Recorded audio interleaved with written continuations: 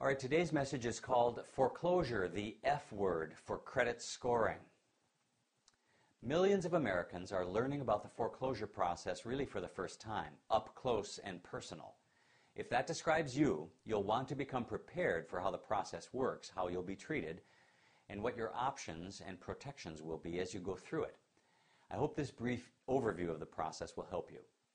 When foreclosure ends in repossession of the property by the bank, your credit report is stained by an F, foreclosure, for 7 years.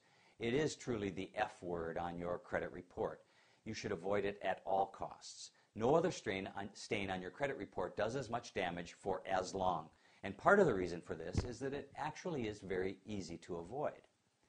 The process provides for your protection during a prolonged period during which you should be able to resolve the issues. There are 34 states that use trust deeds instead of mortgages. California is one of them. Virtually all of the purchases in those states involve really 3 parties, not just 2. There's the borrower, the lender, and a trustee, who is a neutral third party who receives the right to foreclose. The trust deed includes a power of sale clause that gives the trustee the right to enforce collection of that debt.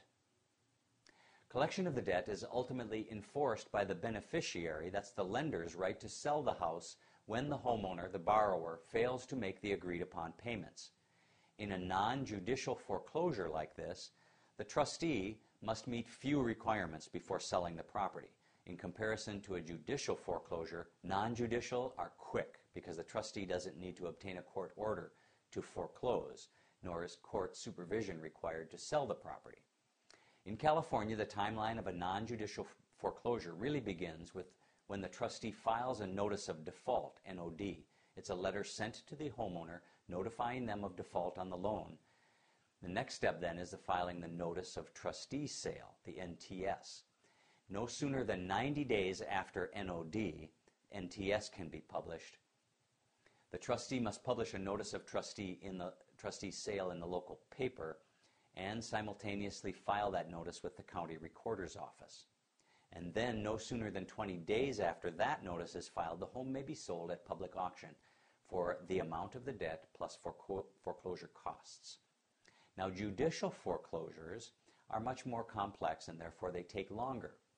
They're processed through the courts, beginning with the lender filing a complaint and recording a notice of lis pendens. That's a notice that suit is pending and the title becomes clouded.